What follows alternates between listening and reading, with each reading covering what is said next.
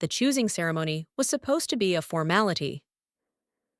Saraphene pressed herself against the cold stone pillar at the edge of the great hall, trying to make herself invisible among the other Omegas who had been summoned to witness the ritual. She had no business being this close to the day where the Alpha King sat, but the crowd had pushed her forward, and now retreating would draw more attention than staying still. The hall of the Silver Throne was magnificent and terrifying in equal measure. Banners bearing the crest of the Vuldran pack hung from vaulted ceilings so high they disappeared into shadow.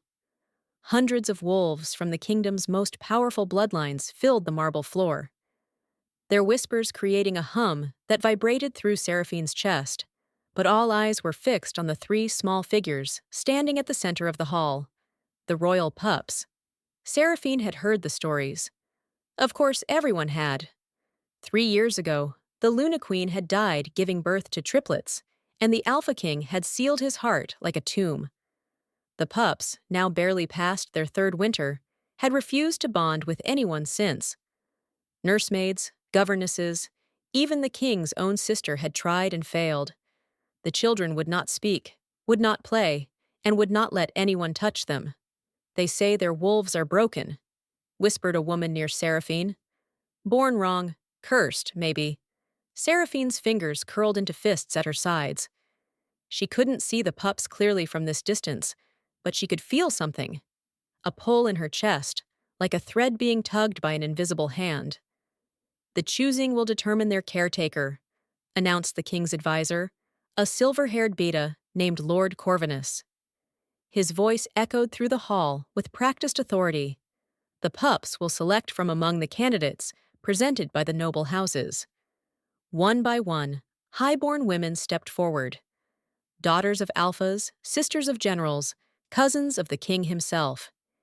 Each one knelt before the pups with rehearsed grace, extending their hands and offering. The pups did not move. The first candidate, a striking alpha woman in crimson silk, waited for nearly a full minute before rising with barely concealed humiliation. The second fared no better, nor the third. By the 7th rejection, the crowd's whispers had turned sharp with confusion and scandal. "This is unprecedented," someone hissed. Saraphene should have looked away, should have remembered her place. But that strange pull in her chest had grown stronger with each rejection, and now it was almost unbearable. A hook behind her ribs, dragging her attention toward those 3 small silhouettes. And then, without warning, the smallest pup turned not toward the candidates, not toward the king, toward Saraphene, golden eyes luminous and knowing in a face still round with baby fat, locked onto hers across the crowded hall.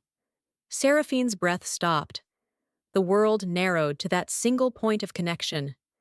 And for one impossible moment, she felt something brush against her consciousness, something warm and desperate, and achingly lonely. "Found you." The thought wasn't hers. It couldn't be hers. The pup took one step forward, then another. Her siblings followed, moving in perfect unison, as if drawn by the same invisible thread that Saraphene felt wrapped around her heart. "What are they doing?" Lord Carinus demanded. The crowd parted like water before the pup's advance. Saraphene couldn't move, couldn't breathe, couldn't do anything but stand frozen as 3 small figures crossed the vast marble floor toward her. The whispers became gasps. The gasps became shouts. "Is that an Omega?" Impossible. The pups would never.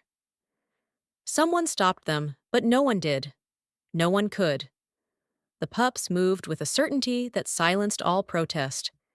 And when they finally reached Saraphene, the smallest one, the girl who had turned first, lifted her arms in the universal gesture of a child wanting to be held. Saraphene's hands trembled as she looked down at those golden eyes. Eyes that held no trace of the brokenness everyone spoke of. Only recognition, only relief, only home. Before Saraphene could respond, before she could even process what was happening, the pup spoke. "Mine." The word rang through the silent hall like a bell. Then the other 2 joined their sister. Small hands reaching for Saraphene's skirts, small voices rising in chorus. Mine, ours, stay! The crowd erupted. Guards rushed forward. Noble women shrieked their outrage. But through it all, Saraphene heard only one sound that mattered. Footsteps heavy and deliberate descending from the dais. She looked up and her heart stopped entirely. The Alpha King was walking toward her. Kalen Valdrin was everything the stories promised and nothing they could capture. He stood nearly 7 feet tall, his broad shoulders blocking out the torchlight behind him. His face was carved from granite, all sharp angles and cold beauty. With eyes the color of a winter storm, a jagged scar ran from his left temple to his jaw. He stopped 3 paces away, close enough that Saraphene could feel the weight of his power pressing against her like a physical force. The pups had wrapped themselves around her legs, clinging to her as if she were a lifeline in a storm. Their small bodies trembled, but not with fear, with defiance. You. The king's voice was deep and cold, a blade wrapped in velvet. What have you done to my children? Saraphene opened her mouth to answer, to protest, to explain that she had done nothing, that she didn't understand this any more than he did. But before she could speak, the smallest pup, the girl, turned to face her father with that luminous golden gaze. She didn't do anything, Papa. The child's voice was clear and strong, the first words anyone outside the nursery had heard her speak in 18 months. Her soul called to us, and we answered. The king's expression flickered. Just for a moment, something cracked in that granite facade, something raw and wounded and desperate. Then it was gone, replaced by cold fury. Take her to the East Tower, he commanded. She doesn't leave until I have answers. The East Tower was cold. Saraphene sat on the thighs, narrow bed, her arms wrapped around her knees, watching moonlight creep across the stone floor. 3 hours had passed since the guards had escorted her here, 3 hours of silence, broken only by the distant howl of wind against ancient walls. She should be terrified. An Omega imprisoned by the Alpha King, accused of bewitching the royal pups. The punishment for such a crime was death, or worse. But terror wasn't what filled her chest. Instead, she felt strangely calm, as if the storm she'd been bracing for her entire life had finally arrived. And there was a strange peace in no longer waiting. Found you. The memory of that small voice in her mind made her shiver, not with fear, but with something she couldn't name, something that felt dangerously close to hope. A knock at the door made her flinch. Before she could respond, it swung open to reveal a woman in healer's robes, her silver hair pulled back in a severe braid. Behind her stood 2 guards, their expressions carefully blank. I am Mirabelle, the woman said, stepping inside. The king's physician. I've been sent to examine you. Examine me for what? Witchcraft. Dark magic. Anything that might explain what happened in the Great Hall. Miravelle's tone was clinical, but her eyes held something else. Curiosity, perhaps, or pity. Saraphene forced herself to stand, though her legs felt unsteady. I didn't bewitch anyone. I don't even know how I would. I'm just an Omega. Yes. Mirabelle circled her, slowly, studying her as if she were a specimen in a jar. Born to the Ashford pack, sold to the Valdrin household as a scullery servant at age 12. No family, no status, no documented magical abilities. Saraphene flinched at the summary of her life, so stark and small when spoken aloud. And yet, Mirabelle continued, 3 children who haven't spoken to anyone in 18 months crossed an entire hall to claim you as theirs. Children whose wolves have been sealed since birth suddenly awakened in your presence. She stopped in front of Saraphene, her gaze sharp. You understand why the king finds this concerning. Their wolves awakened. You didn't know? Miravelle's eyebrow arched. When the pups touched you, their wolves stirred for the first time since they were born. The king felt it through the pack bond. Everyone in that hall felt it. Saraphene's hand moved instinctively to her chest, pressing against the place where she'd felt that strange tug. I don't understand. I'm nobody. I'm nothing. Clearly, Mirabelle said, you are something. The question is what? The examination that followed was thorough and humiliating. Mirabelle checked her pulse, her pupils, and her reflexes. She pricked Saraphene's finger and studied the blood, muttering about iron content and magical signatures. She made Saraphene recite her lineage, her birth date, and every detail of her unremarkable life. Finally, after what felt like hours, Mirabelle stepped back with a frown. Nothing, she said. No dark magic, no enchantments, no explanation. Then you'll tell the king I'm innocent? Miravel's laugh was bitter. I'll tell him what I found. But innocence and guilt have little to do with what happens next. Those children chose you, girl.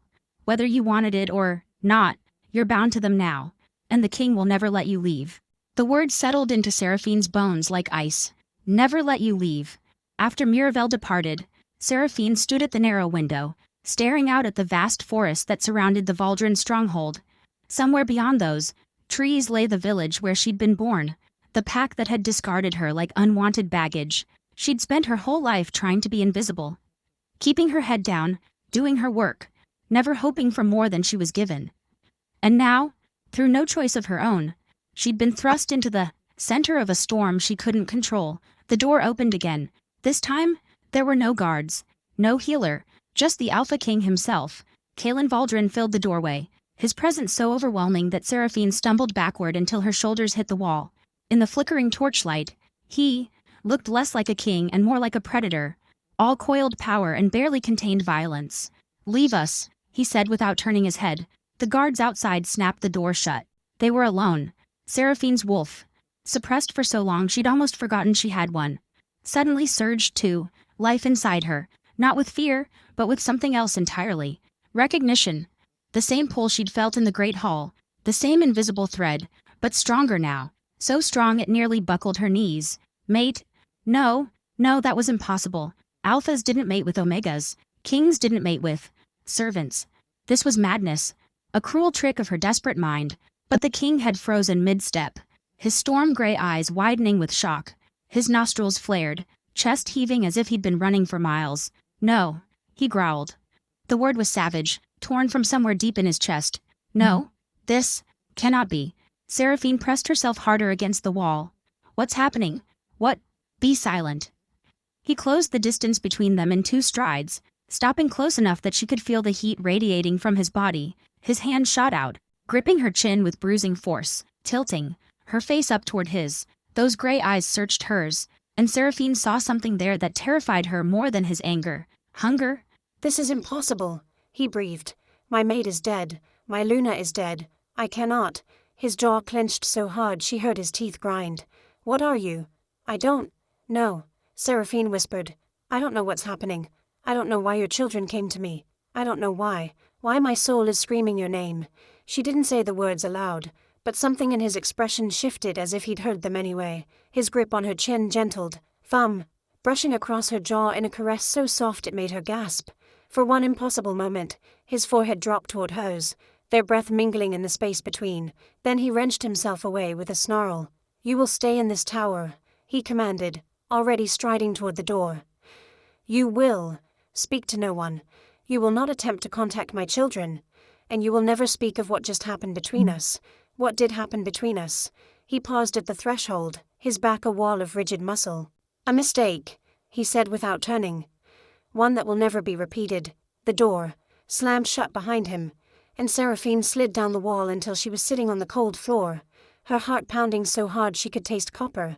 Her wolf was howling inside her, and somewhere, distantly, she could have sworn she heard 3 small voices crying out in response. 3 days passed in the tower.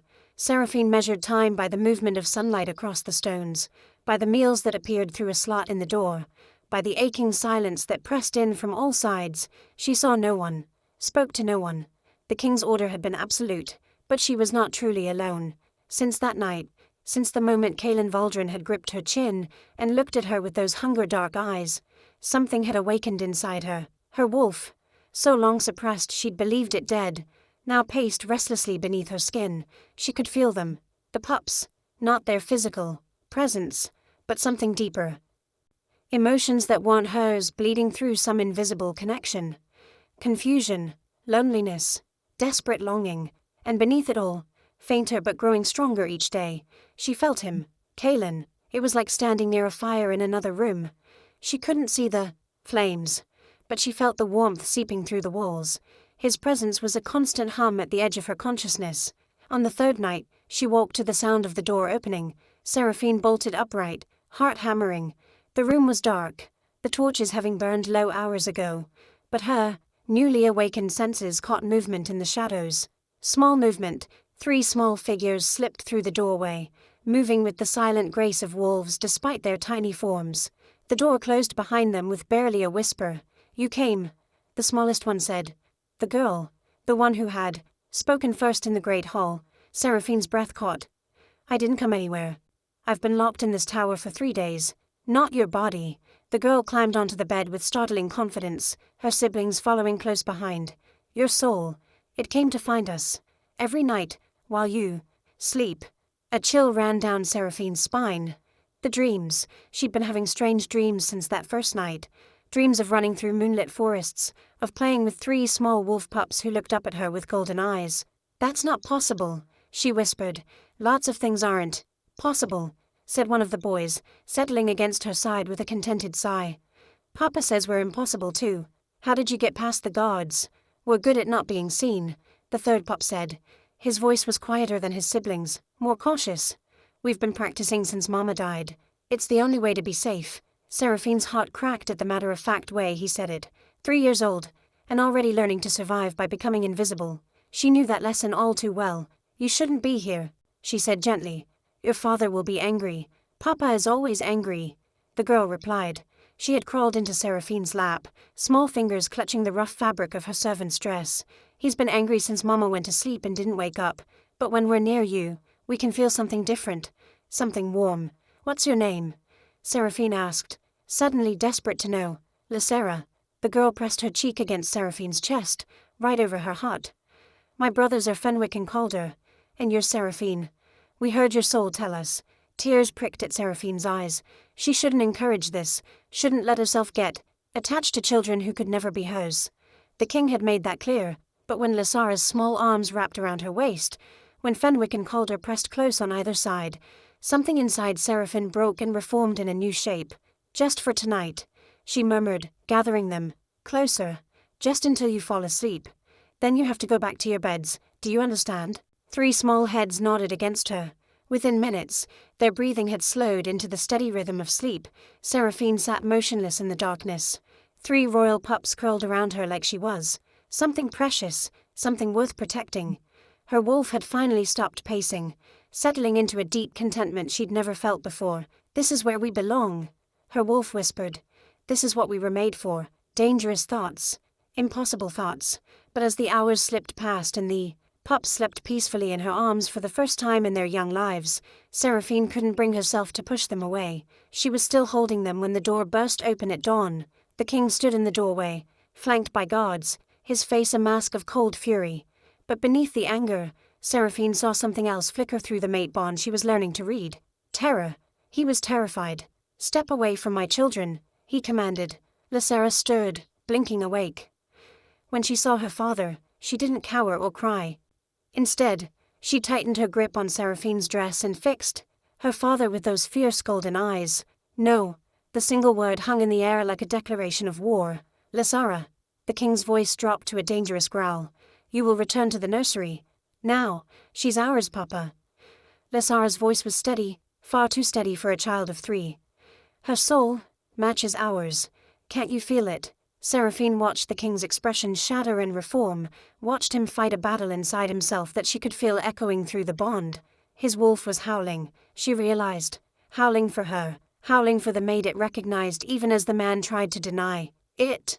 "I feel nothing," he said, but the words were hollow. "Liar." Lysera's accusation was gentle, almost pitying. "You feel everything, Papa. That's why you hide in your study. That's why you won't look at us. Because looking at us reminds you of Mama. And feeling things hurts too much." The king flinched as if he'd been struck. "But Saraphene doesn't hurt," Lysera continued. "She makes the hurting stop. Please, Papa. Please let us keep her." Silence stretched through the room, thick and trembling. Saraphene couldn't breathe, couldn't move.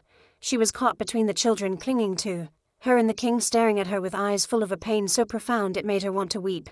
Finally, Kaelan Valdrin spoke. "Bring her to my study," he said to the guards.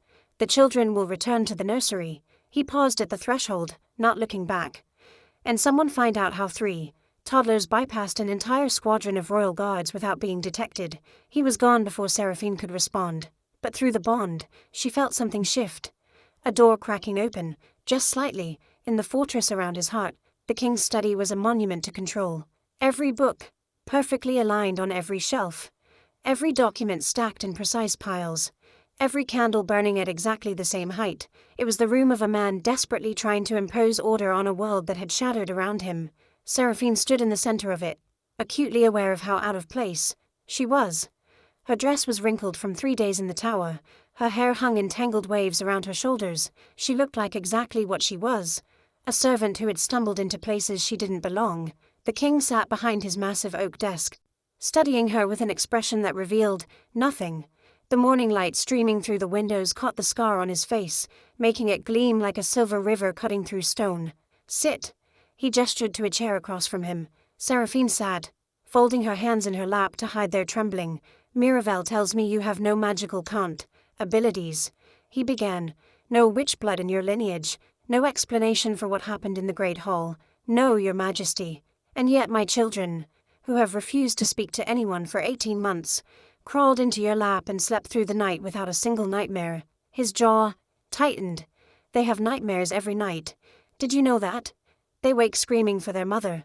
The healers say it's because their wolves never properly bonded with anyone after she died. They say the pups might never recover. Saraphene's heart clenched. I'm sorry. I didn't know. Last night was the first time they slept peacefully since the day they were born. The king's voice cracked, just slightly, before he mastered it. What did you do to them? Nothing, Saraphene insisted. They came to me. They climbed into my arms. They fell asleep. I just held them. You just held them. He laughed, but there was no humor in it. As if that explains anything. I can't explain what I don't understand. The king rose abruptly, turning to face the window. Saraphene could see the tension in his shoulders, the rigid line of his spine. Through the bond, she felt his emotions churning, confusion, anger, grief, and beneath it all, a desperate, terrifying hope that he was trying to crush before it could take root. Do you know why my mate died? He asked quietly. Saraphene shook her head, then realized he couldn't see her. No, your majesty. She was too gentle, for this world, too pure. His voice had gone soft, almost reverent. Isadora couldn't bear to see anything suffer. She used to sneak food to the servants' quarters. Did you know that? She thought I didn't notice. She used to heal wounded animals in the forest, bring them home, and nurse them back to health. He turned to face Saraphene, and she saw tears glistening in his grey eyes. When the triplets came, her body couldn't survive the birth. The healers said it was because she'd given too much of herself to everyone else. There was nothing left for her. His voice broke entirely. She died with my name on her lips, begging me to take care of our children. And I have failed her. I have failed them every single day since. Saraphene's own tears spilled over. She didn't try to stop them. You haven't failed them, she said softly. You're still here. You're still trying. That's more than many would do. What would you know about it? The words were harsh, but his expression wasn't. He looked at her like a drowning man looks at a distant shore. I know about loss, Saraphene said. My parents sold me to pay their debts when I was 12. I know about being alone in a world that doesn't want you. I know about building walls so high that no one can hurt you again. She rose from her chair, drawn by something stronger than fear, stronger than propriety. Through the bond, she felt his wolf rising to meet hers, felt the connection between them thrumming like a plucked string. I know, she continued, stepping closer. What it feels like to believe you deserve the pain. To punish yourself for surviving when someone you loved didn't. She was standing before him now, close enough to touch, close enough to see the pulse jumping in his throat, to smell the cedar and pine of his scent. But your children are still here, she whispered. They're still alive, and they're reaching out for someone to love them. Isn't that worth more than grief? Isn't that worth fighting for? The king's composure finally shattered. A sound escaped him, something between a growl and a sob. His hand shot out, gripping her wrist with desperate strength, pulling her against his chest. I feel you, he rasped against her hair. Every moment of every day, I feel you in my blood, in my bones, in the parts of my soul I thought were dead. My wolf screams for you, my children cry for you. And he pulled back just enough to look at her, his expression raw and wrecked. I swore I would never take another mate. I swore on Isadora's grave that my heart died with her.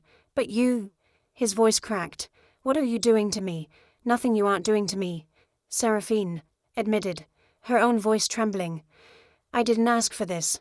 I didn't want this. But I feel it too.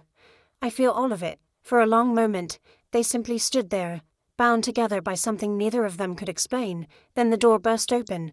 Lord Corvinus stood in the entrance, his face ashen, with urgency. Your Majesty, there's been an attack on the eastern border. The Nightshade Pack has crossed into our territory. The king released Saraphene instantly, his entire demeanor shifting from vulnerable to lethal in a heartbeat. Casualties? 3 villages burned, dozens dead.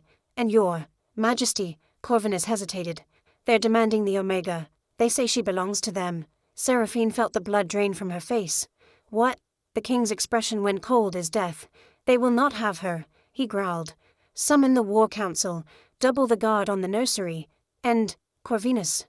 He paused, something dangerous flickering in his eyes. Prepare a message for the Nightshade Alpha. Tell him that if he comes for what is mine, I will tear his heart from his chest and feed it to my wolves. He turned to Saraphene, and in his gaze she saw a possessiveness that should have terrified her. Instead, it made her wolf howl with fierce satisfaction. You will not leave my sight until this threat is eliminated, he commanded. Whatever you are, whoever sent you, you are under my protection now. I'm no one, Saraphene insisted. No one is looking for me. I don't understand. Neither do I. The king's hand cupped her cheek, rough and tender at once. But I intend to find out. And gods help anyone who tries to take you from me before I do. He swept from the room, already barking orders to the gathering gods. Saraphene stood alone in the study, her cheek still burning from his touch, her mind reeling with questions. Who was the Nightshade Pack? Why did they want her? And what dark secret was buried in her past that she didn't even know existed? The war council chamber smelled of iron and old blood. Saraphene stood in the shadows near the nether door, trying to make herself small as the most powerful wolves in the Vuldran kingdom argued around a massive oak table. Maps covered every surface, marked with red lines showing the Nightshade Pack's advance. She shouldn't be here. The king had commanded her presence, but every alpha in the room had made their displeasure clear with cold stares and barely concealed snarls. The Omega should be surrendered, growled General Theron, a scarred warrior whose silver hair spoke of decades of battle. If the Nightshade Pack wants her badly enough to declare war, she must have value to them. We lose nothing by giving her up. Saraphene's blood turned to ice. We lose honor, the king said flatly. She is under my protection. With respect, your majesty, she is a servant, a nobody. 3 villages have already burned because of her. How many more will die while we protect a woman whose only worth is scrubbing floors? A low growl rumbled through the chamber. It took Saraphene a moment to realize it came from the king. Choose your next words carefully, General. Theron's jaw tightened, but he pressed on. The pack must come first. It has always come first. Your father would have. My father is dead. The king's voice cut like a blade. And I am not him. The Omega stays. Lord Corvinus cleared his throat diplomatically.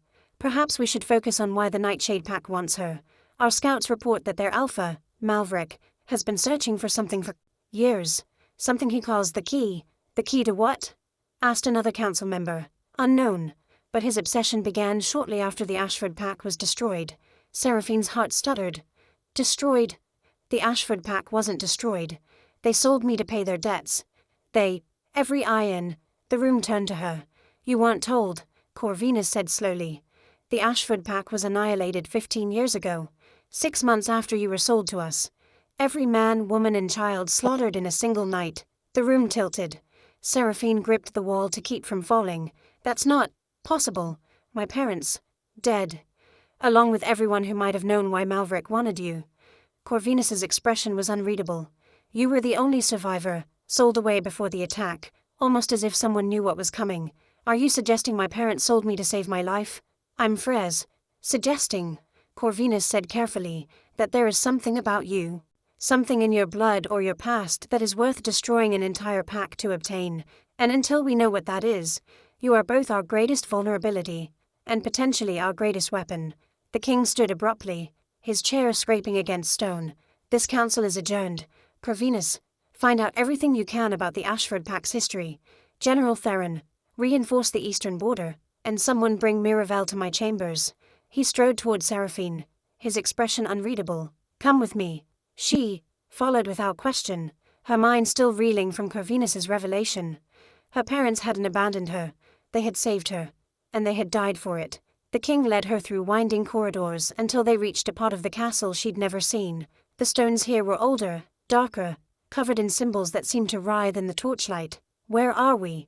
The old wing. This is where the first Valdren Alphas kept their secrets.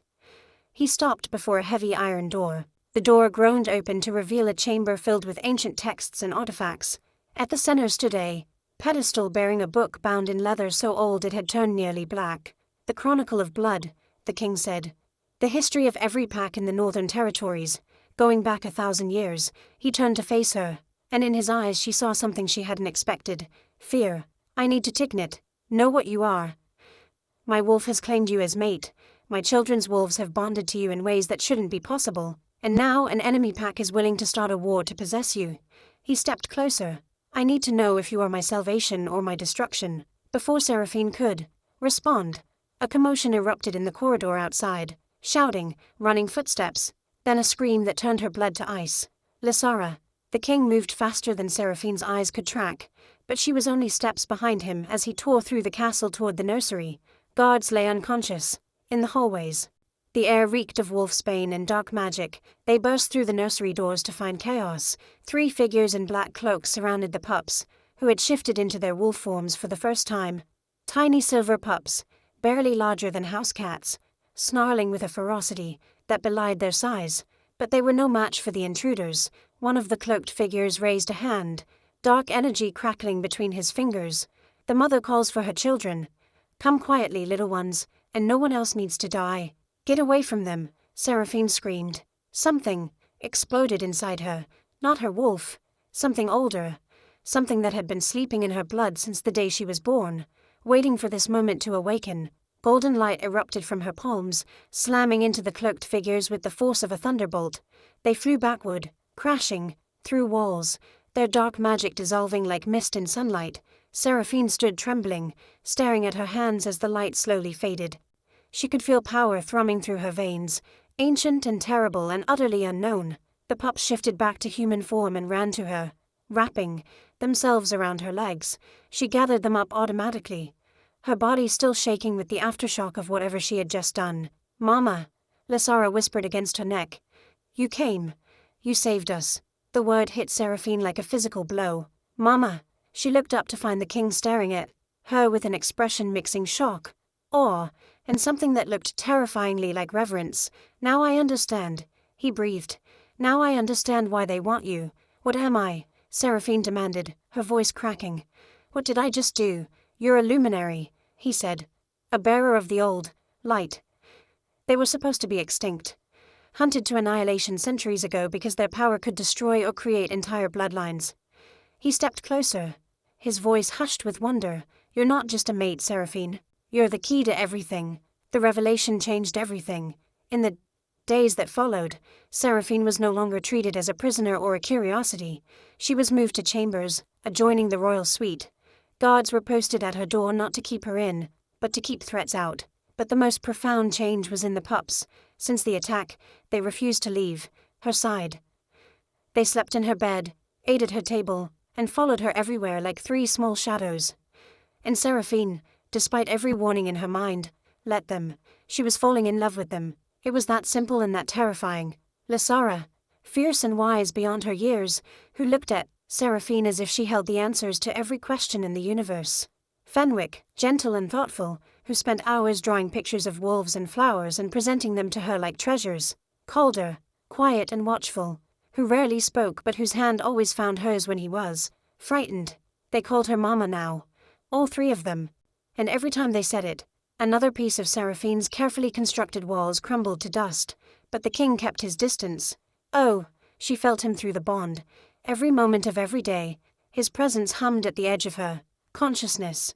She felt his longing, his conflict, his desperate attempt to resist the pull between them. At night, when the pups were asleep, she sensed him pacing in his chambers, his wolf howling for release.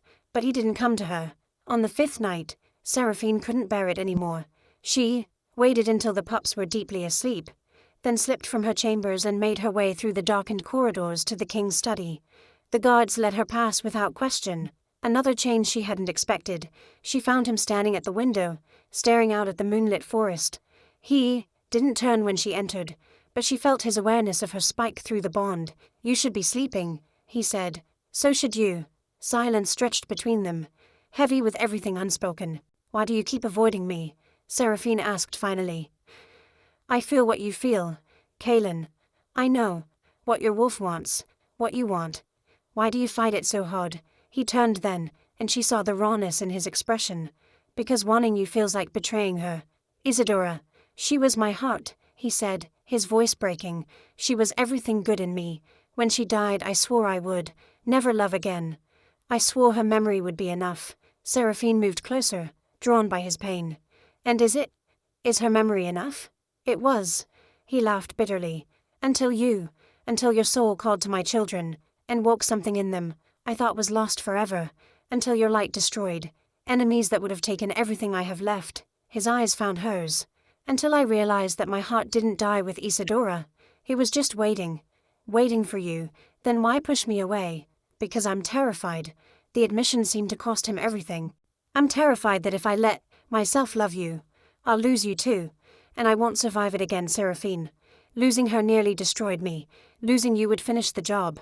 Saraphene reached up, cupping his scarred cheek in her palm. She felt him shudder at the contact, felt his wolf surge toward her through the bond. "I can't promise I won't die," she said softly.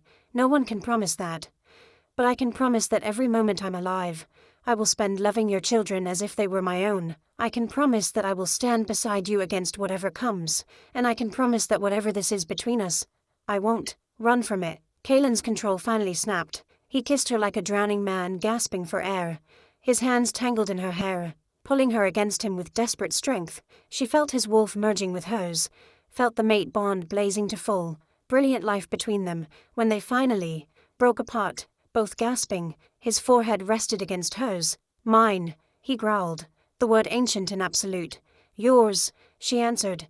A small voice interrupted from the doorway. "Does this mean Saraphene is our real mama now?" They turned to find Lysara standing in her nightgown, Fenwick and Calder hovering behind her. 3 pairs of golden eyes watched them with a mixture of hope and fear. Kaelin looked at Saraphene. Saraphene looked at the pups. "Come here," she said, opening her arms.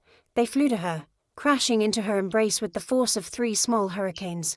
She gathered them close, breathing in their scent, feeling their wolves purring with contentment through the bond. Kaelin wrapped his arms around all of them, his family, his pack, his heart finally made whole. "Yes," he told his children, his voice rough with emotion. "She's your real mama now, forever." For one perfect moment, everything was right. Then the castle bells began to toll. Lord Corvinus burst through the door, his face white with terror. "Your Majesty, the Nightshade Pack, they're here, all of them." He paused, struggling to catch his breath. "And they've brought an army." The battle came at dawn, from the castle walls. Saraphene watched the enemy army spread across the valley like a dark tide, thousands of wolves in their beast forms, their howls creating a sound that shook the very stones beneath her feet. At their head stood a figure that made her blood freeze. Alpha Malvrek of the Nightshade Pack was a monster. Even in human form, he stood nearly 8 feet tall, his body twisted and scarred by dark rituals. His eyes glowed with an unnatural red light, and when he smiled up at the castle walls, Saraphene saw fangs that belonged to no natural wolf. "Give me the luminary." His voice boomed, amplified by magic. "Give her to me, and your pack will be spared. Resist, and I will slaughter every man, woman, and child in this castle, starting with the pups." Beside her, Kaelin growled low in his throat. "Stay with the children, no matter what happens. Protect them. I'm not hiding while you fight my battles. This isn't your battle. The moment you claimed me, your battles became mine." She gripped his arm, forcing him to meet her eyes. "I have power, Kaelin. Power I don't understand yet, but I won't learn to use it by cowering in a tower while people die for me." His jaw clenched, but she felt his resistance crumbling through the bond. "If anything happens to you, then you'll raise our children to remember my name." She rose on her toes, pressing a fierce kiss to his lips. "Now go. Lead your army.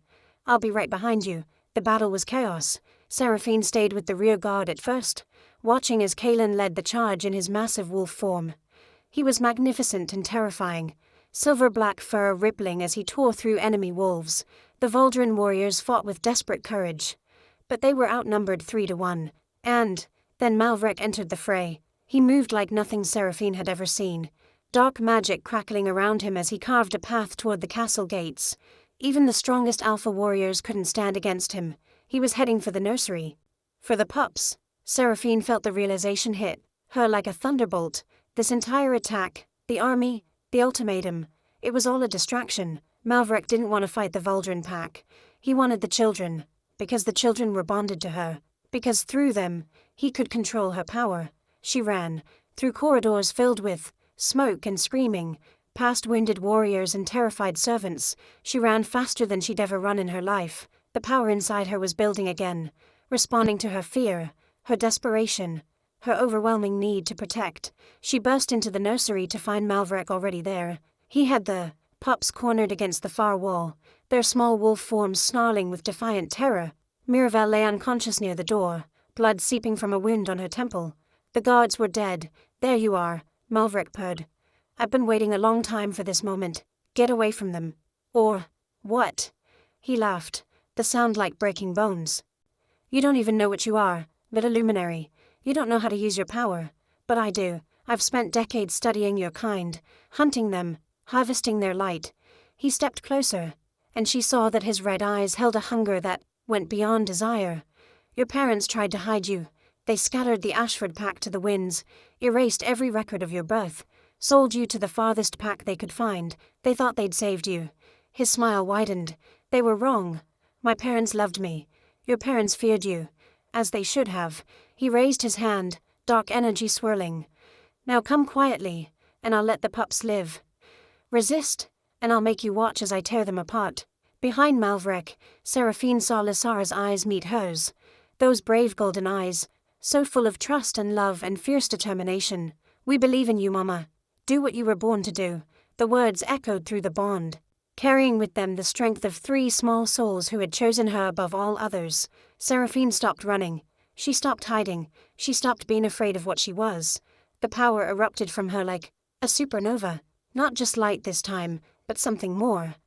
Something that reached into the very fabric of existence and rewrote it. She felt herself expanding, becoming something vast and terrible and beautiful. She felt the bonds connecting her to the pups, to Kaelin, to every wolf in the Vuldren pack blazing with golden fire.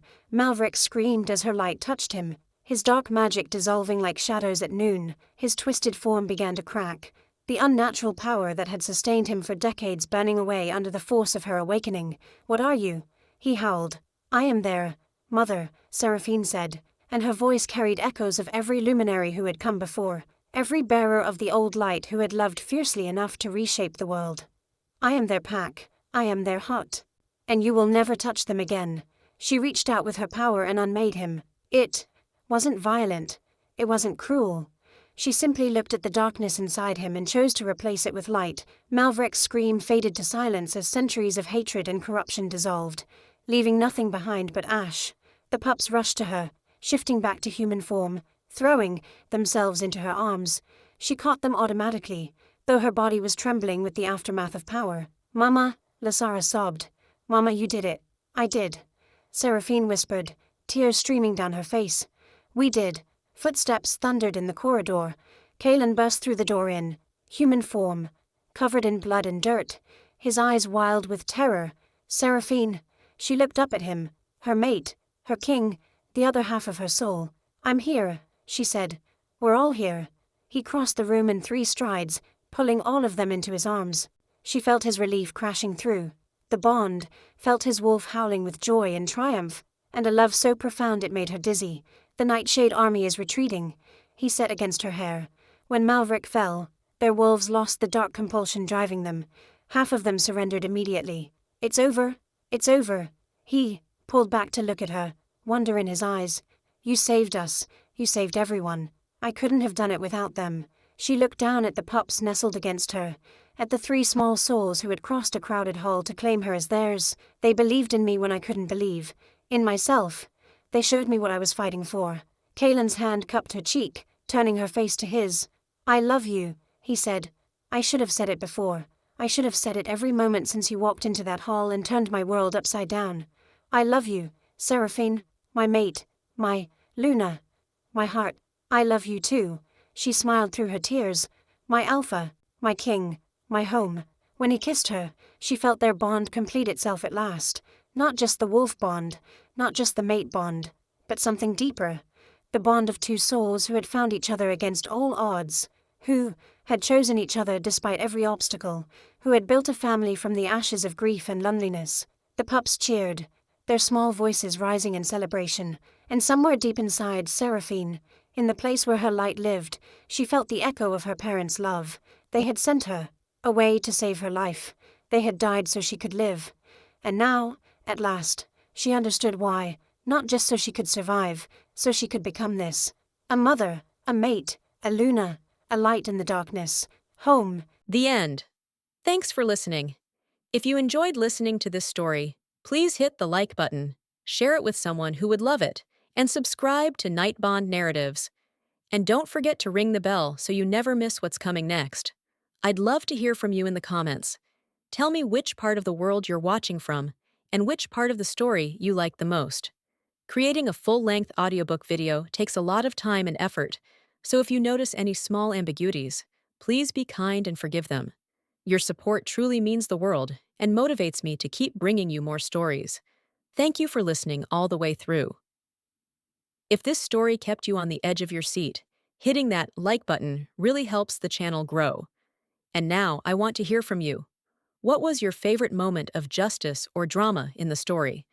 Until next time, stay warm and keep enjoying the tales of Nightbond Narratives.